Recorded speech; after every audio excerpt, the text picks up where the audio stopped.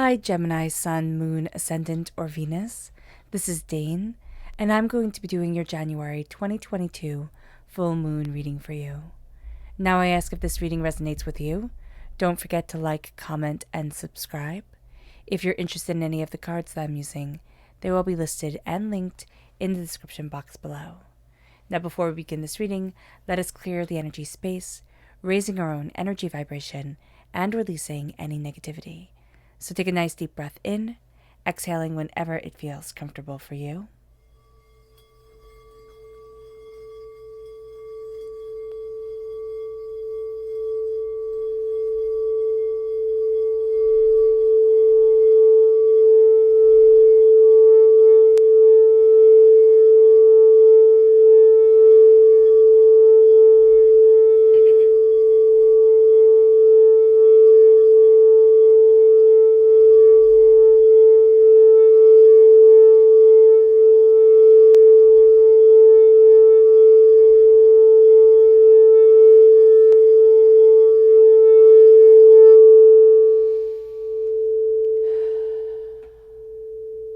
Releasing all negativity from the body like storm clouds, letting yourself feel calm, centered, and at peace as we enter into this safe and loving space.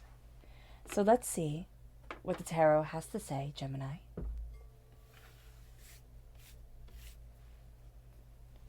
How will Gemini be affected by the January 2022 full moon? Angels and spirit guides show me clearly.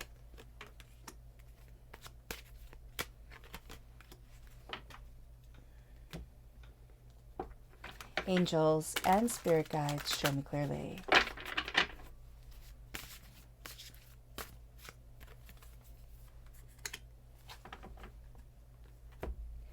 Angels and spirit guides show me clearly.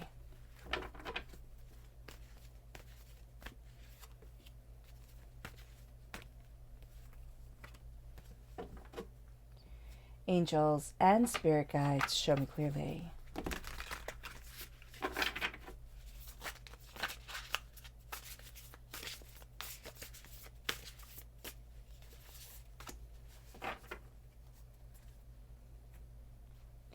At the bottom is our rooted self. The left-hand side is our inner self. The middle, our heart, our emotional self. The right-hand side, the public arena, the public self. So let's see what the cards have to say. We have strength, which is Leo energy. So if we have Leo energy within our natal chart, that comes through very strongly here at our root. But also, I laugh because we have the sun. And Leo is ruled by the sun. So with the full moon, the moon is opposite the sun. And so this is going to be an intense time for us. Also, if we're born on the cusp with Cancer, the full moon is in Cancer. Cancer is ruled by the moon. That's going to amplify everything. So just be mindful of this. Our inner selves, we have the Five of Cups. We have Temperance, which is Sagittarius energy. And we have the Nine of Wands. So if we have Sagittarius energy within our natal chart, that's coming through very powerfully in our inner self. We then have the Hierophant, which is Taurus energy, the Three of Cups, and the Knight of Pentacles. So very strong earth sign energy here. If we're born on the cusp with Taurus, or if we have Taurus energy within our natal chart, that comes through very strongly at our heart.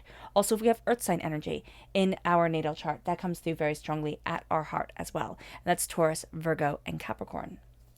We're going to want things to make sense. We're going to kind of be a bit done with trusting our instincts, going from one thing to the next. We're tired of trusting people and getting burnt. And that's going to be a big part of this time for us. We then have the Six of Swords, and we have the Page of Wands, fire sign energy, Aries, Leo, Sagittarius, amplifying the Leo energy here that we have at our root, most definitely, but also showing us that our fire sign energy is coming through in our public arena and making us students of ourselves, of what we want, of how we're moving forward within our lives. All right, so let's look at the energy we need to be mindful of during this time. Angels and spirit guides show me clearly. This is the Chariot. Now, this is telling us be mindful of this moon. It is intense. This is Cancer energy. Chariot represents Cancer energy in the tarot. And here, the moon is ruled, the full moon is ruled by Cancer. So this Cancer energy is going to be quite intense with us. We also are going to have to be mindful of our subconscious and conscious self. There's something that we're seeking, there's something that we desire, and there's something that we're opening ourselves up to, which is going to be intense. It's going to be beautiful. It's going to be more than we realize it needs to be, or we wanted it to be. So that's going to be something to just be very aware of during this time. There's also going to be an energy here for us of being very drawn to people who aren't in balance with themselves, who feel like, either the world has robbed them, or, if we just listen to them enough. And this is going to be a time where we can't get pulled into their trauma drama, though it would be very easy for us to be. Our chakra energy, angels and spirit guides, show me clearly.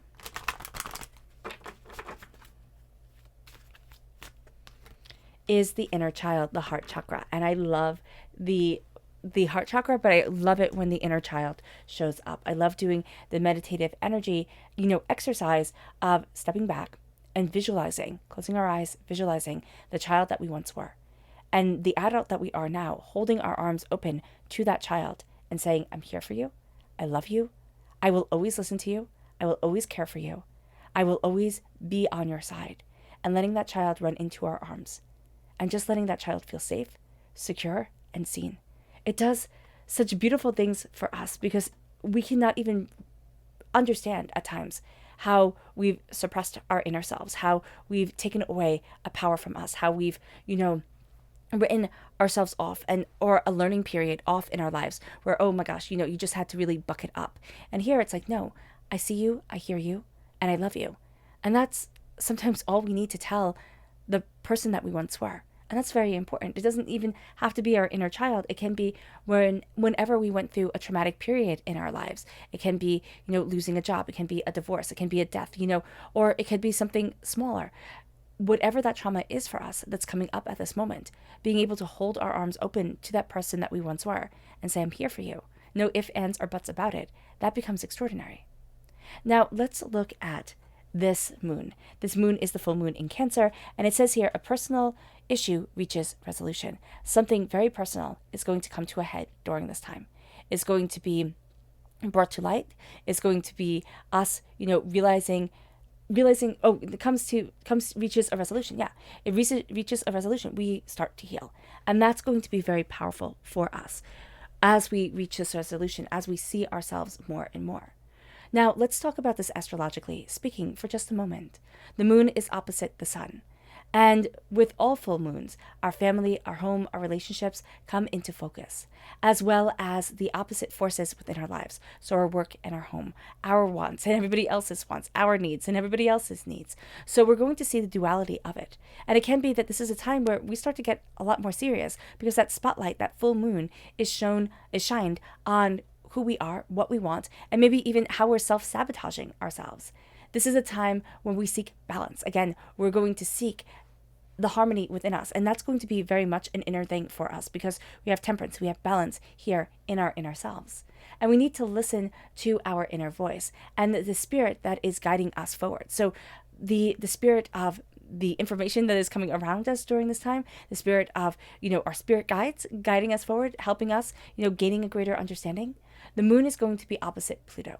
So if we have Scorpio energy within our natal chart, that's going to be important because Pluto rules Scorpio, so that part of our personality can come out more.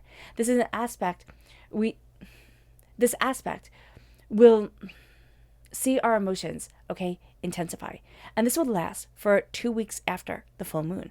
The residual effects and the spotlight effects of the full moon last for 2 weeks after the full moon. We will be feeling more vulnerable because of mood swings, because of fears, because of jealousy, and just simply because we're being more emotionally plugged into the world and plugged into ourselves. So we're just going to feel things more intensely. Some of us will find this absolutely exhausting. Do not let yourself be manipulated by the emotions of others, by the feelings of others, and by our own heightened empathic compassion. Okay, that's going to be very important. For those of us working on empathic, growth or on psychic development, this is a perfect time to connect, but we have to make sure to ground ourselves, to center ourselves, and not stay connected all the time. We're going to need to kind of tune out and be able to tune in to us. The moon is conjunct the fixed star Pochiron, and Pochiron has a Mars-Mercury nature to it. And this is important because our nature is of Mercury. So this star has power to us, calls to us in a certain way. And this nature makes us stubborn, it makes us judgy, it makes us hasty. So we're going to find ourselves kind of being egged on by the star. It's like, of course you can push yourself forward. Of course you can just do it. Don't even think about it. We also have to be aware that we're going to think that the more work we put into something, the harder, the more we try to force something, the better it will be. And what Spirit is saying is like, no, let things go and see what happens. Not don't do anything at all. Don't go to the other extreme, but don't use force here, because this star can make us violent. It can make us forceful. It can make us just think the more I throw at it, the more I will it, the more it will become. And that's not the case at all. So let's look at this through the tarot. We're seeing here strength and the sun. And so we're really seeing the aspect of the sun coming forward, because Leo is ruled again by the sun. And so what we're going to see here is this spotlight, this light that is shown on us during this full moon. It means everything. And we're looking at our greatest joy, our happiness, our success, the happiest card in the whole entire tarot, which is the sun. We walk beside the lion. And the lion, it is making me think of the early Saint Thecla. All right, and that's in Gnostic texts, that's in Eastern Orthodoxy. Thecla is said to be a woman who walked beside Paul and proselytized, that's the word for it, proselytized with him. And whenever the authorities would come, Paul would disappear. It doesn't make Paul look very good. But Thecla would get in trouble and she'd get thrown into prison. And one time when she was thrown into prison, she was to be, fed to the lions as her punishment. And what happened is all the female lions came around her and they kept away the male lions. Now, of course, we do have a male lion here, and we usually have the male lion in the strength card. And what we're going to see is that which tried to destroy us is now going to be on our side. That energy that tried to break us down is now moving forward with us. And it's very much that masculine energy that is coming forward here. So it doesn't mean trust everybody, type of thing. Trust everyone, brand your cattle, be wise about things. But this is compassion, this is understanding, this is the sacred masculine energy coming together with our sacred feminine energy, and learning that to show strength is not to embrace one or the other, but to have that balance. And it moves us to the Five of Cups. The Five of Cups is, we can look our whole entire life at what we don't have. It can be so easy to look at what we don't have. But if we turn around, we will see what we do have. We will see the Two of Cups still standing. And that is the Minor Arcana Lovers card. That's us in the Minor Arcana, in the day-to-day existence. And this is going to be a time where we have energy coming in. And it's like, well, look at what you're not doing. Look at how you're doing everything wrong. Look at how you should improve yourself or better this or do that. And this is a time for us to say, I need to step back and I need to find my unifying center. I need to find what connects me to more than what I realized I needed to be connected to. And that brings us to balance. That brings us to temperance. That again brings the sacred feminine and the sacred masculine together. And as the twins, Gemini, this is very important for us because this energy is so important to see. This energy that makes us up as human beings. If we were always the carer, the nurturer, the quote unquote feminine, it would be exhausting. If we were always the hunter, the provider, the force, it would be exhausting. We need to have them balance each other. That's how we have good, well-rounded human beings. And so here, as we're finding the balance within ourselves, we're also finding the balance of our subconscious and our conscious. We're finding the balance of what we want and what we need, who we are and who it is that we want to be, our practicality to get things done in a day, and the dreams that we have for our future. And it brings us to the Nine of Wands. It brings us to this place where it's like, it's not everybody else's business. The Nine of Wands has us listening to the outside world so much more.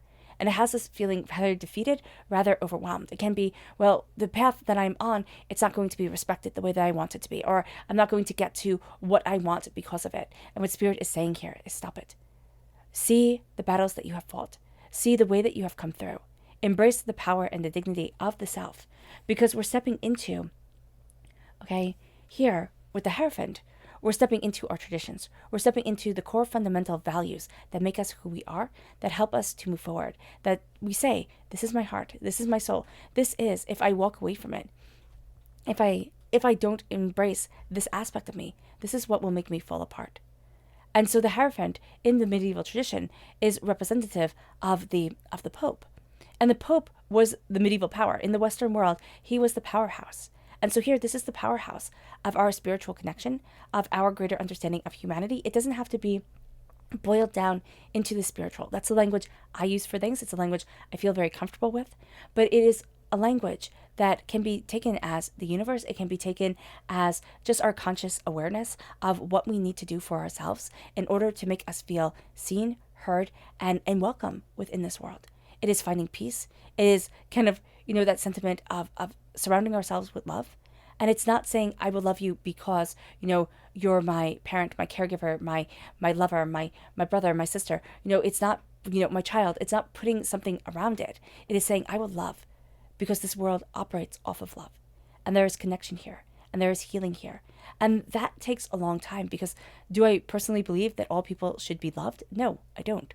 But is there a power to the acceptance of the heart and the insight of the self and the sense of there is more here than will ever meet the eye? Yes, I do. And I think that's where our Three of Cups comes into play, because the Three of Cups for me is very much, all right, listen, there are people who have always been in our corner, even if it's just our angels and our spirit guides. But there are also people who have greatly disappointed us in our lives. These could be people that were supposed to be on our sides, caregivers, parents, lovers, siblings, friends, whoever it was. And however this betrayal, happened within our lives, it is a hurt that stays with us. It is a pain that carries us forward. And what we do is we try to outrun it. We try to, push against it. We try to change it or to prove them wrong. And here's the thing. You're never going to change somebody else's point of view. You're just not.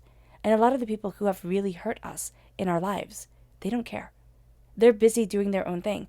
And if you confronted them, they would turn it on you and say, well, why were you so sensitive? Or, oh my gosh, I was working so hard. Like, you got to get over yourself type of thing.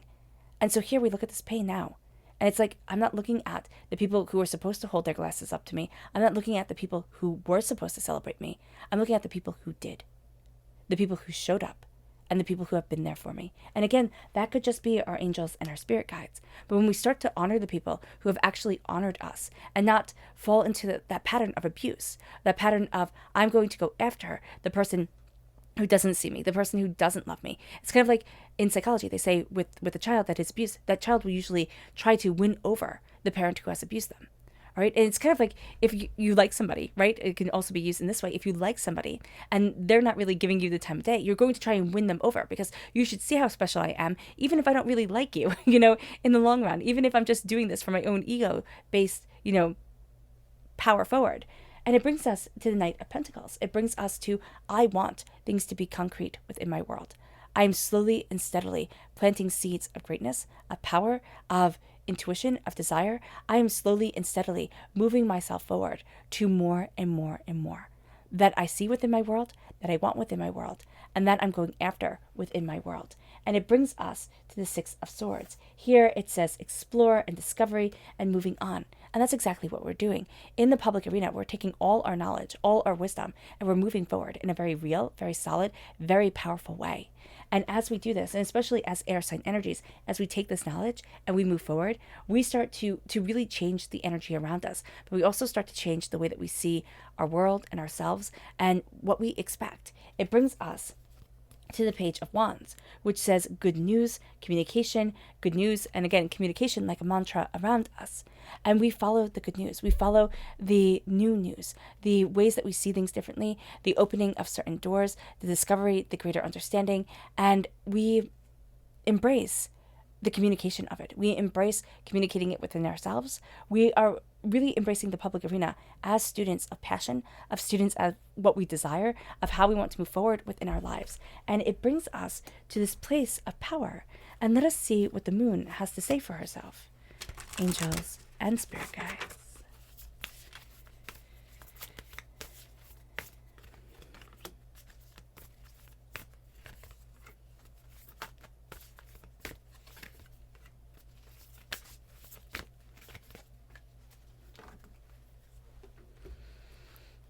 Angels and spirit guides.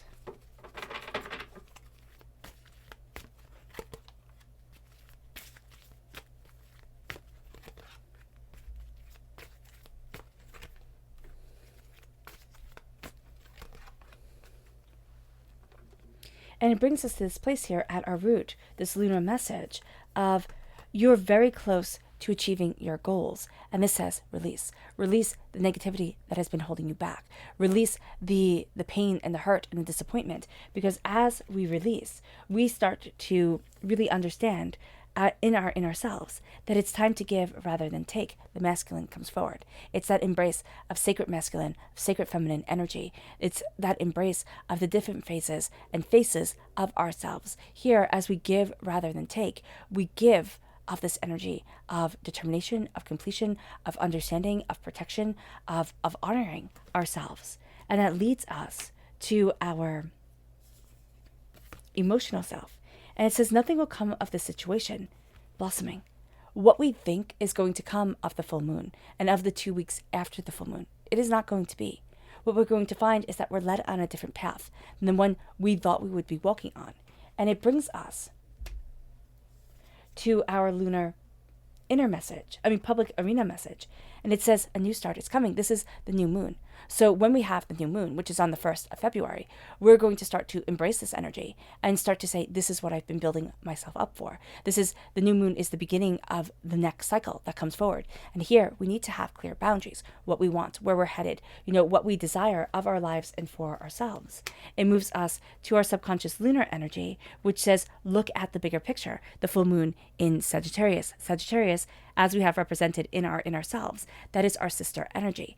And so as we embrace our sister energy, it builds us up, it moves us forward, but it can also be super intense. And that is just hysterical. The wolf moon. This full moon on the 17th of January is the wolf moon. And so here, look at the bigger picture of what the wolf moon brings you to see, of what the wolf moon brings forward, not only on this day, but on the 2 weeks afterwards. What are you hungry for? What are you desiring here, Gemini? Because this hunger comes out, and it comes out quite profoundly. It moves us to our subconscious energy to be mindful of, and it's the King of Swords. It's ourselves. It's getting in our own way. It's embracing too much of masculine energy and kind of taking it too far. We don't want to go to one extreme or another. We are the balance. We are the duality. We are the living contradiction, Gemini. We need to understand that. And it brings us to our subconscious, chakra energy, which is grounding. This is the Earth Star chakra, located 6 inches below our feet. How are we grounded in our own reality? How are we grounded in our emotional, spiritual, physical health? How are we grounded in the world around us? And are we feeding our bodies and our souls properly? It brings us to our subconscious rooted message, and that is the High Priestess. That is the veil being lifted from our eyes, and we are seeing so much more clearly, so much more profoundly. We are looking at things and not thinking, oh, it has to be like this, or oh, it has to be like that, or, we're not holding to concrete beliefs, which sounds like an interesting thing to say. We have the Hierophant here, which is representative of the Pope, as was stated earlier. And the High Priestess, in earlier forms of the tarot, was the female Pope. Now, whether you believe in Pope Joan or not, that is irrelevant. What is here is a hidden truth, a hidden secret, a hidden form of acknowledgement or understanding. And we're going to start to see the world with layers peeled away. We're going to start to see people as they truly are. We're going to start to see situations as they truly are, and not bogged down by our own fears, by our own doubts, by our own chaos, which tries to dictate us anyway.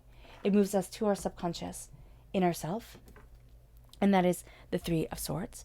We need to subconsciously acknowledge the heartache that we have been through, the pain, the disappointment, and as we acknowledge it, we release that pain from us. We start to pull out those swords, which let us start to heal, because it's taking away what's constantly cutting into us, what's constantly making us doubt, making us fear, making us be overwhelmed. And that could just be a simple, session of visualization within ourselves, of meditation. This could be talking to a therapist, a spiritual advisor.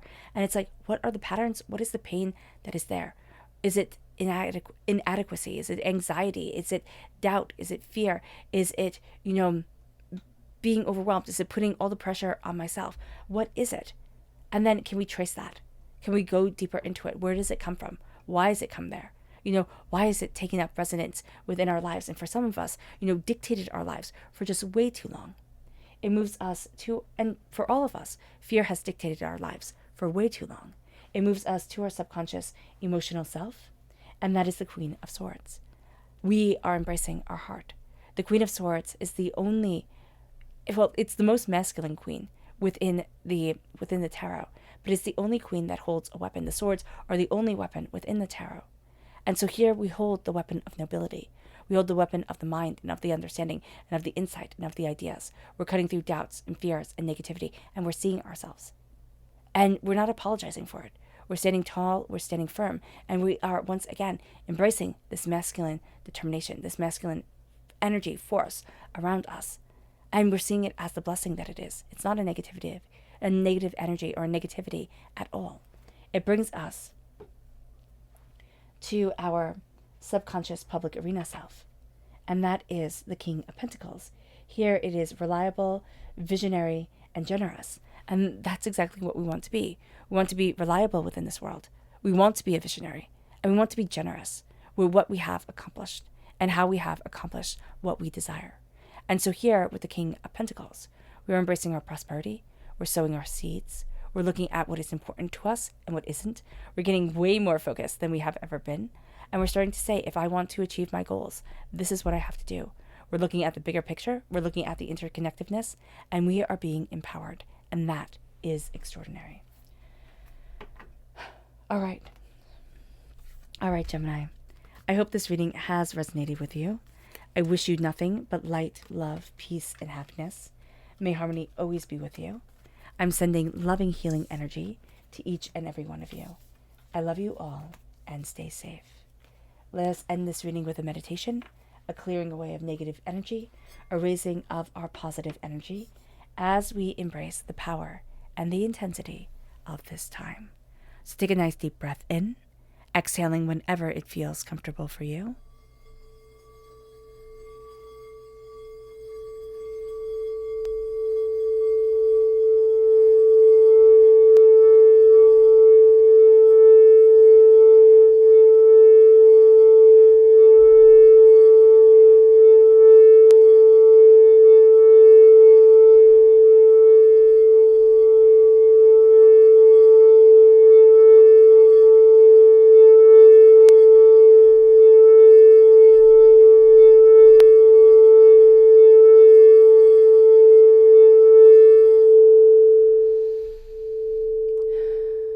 May you move forward in peace and in harmony, Gemini, and may you have a blessed moon.